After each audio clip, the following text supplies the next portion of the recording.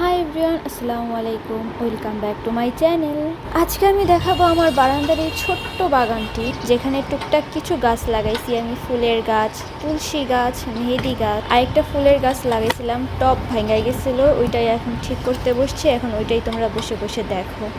তো আমার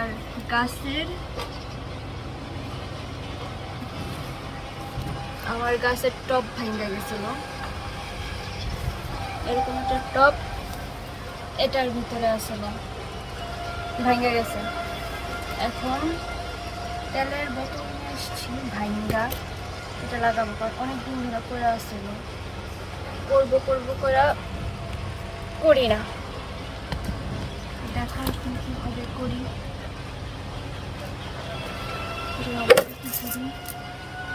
চলে যাও বাবা, দুপুরে এসে পড়ো 3টার দিকে।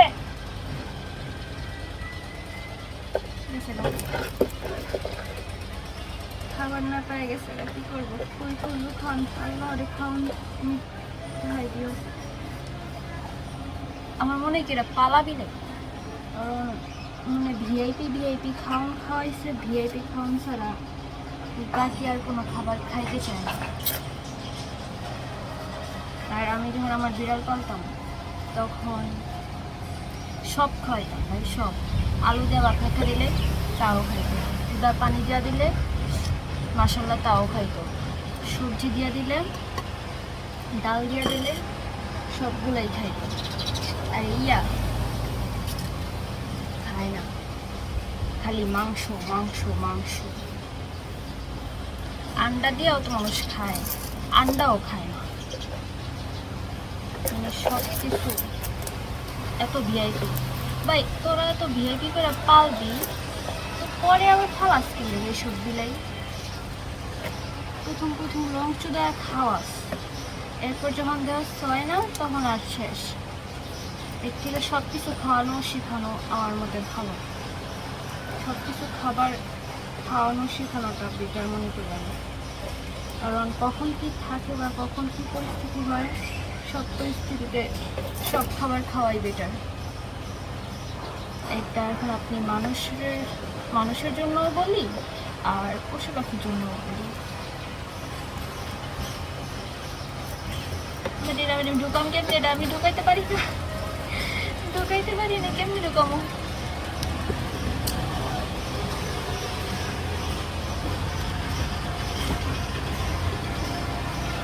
কাম না করে আকাম করছি।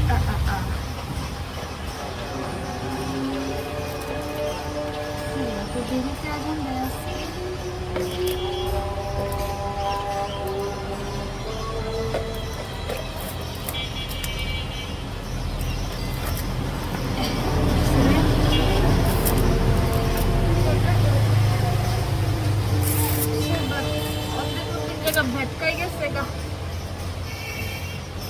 এক বছর হবে এই গাছগুলোরে পালতাছি, করতে করতে এগুলোর প্রতি একটা মায়া জন্মাই গেছে। যখন গাছের কোনো ফুল ফোটে আমি এত খুশি হই, মানে বলার বাহিরে, যে আমার কাছে ফুল ফুটছে। তো আজকে যেহেতু বসেই ছিলাম আজেরা, যে গাছের টপটা ভেঙে গেছে, ভাবলাম যে ওইটা বসে বসে ঠিক করি। এখন কোনো টপ বাসায় ছিল না, তাই কি করব, 5 লিটার যেই তেলের গ্লান আছে ওইটাকে কাইটা নিয়ে আসছি অর্ধেক, দেন ওইটার ভিতরে এই গাছটাকে রাইখা দিচ্ছি, কারণ পানি দেওয়া যায় না, কারণ পানি সব পড়েই যায়। তাই ভাবলাম যে আকাম যেহেতু করতেই আসি, একটু ভিডিও করে নিই।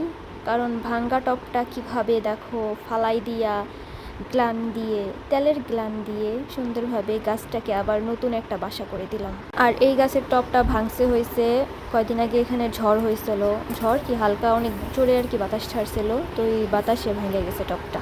উপরে রাখছিলাম, আমার যেখান দিয়ে দেখলা যে বিড়ালটা চলে গেল ওখানে ছিল এই টপটা।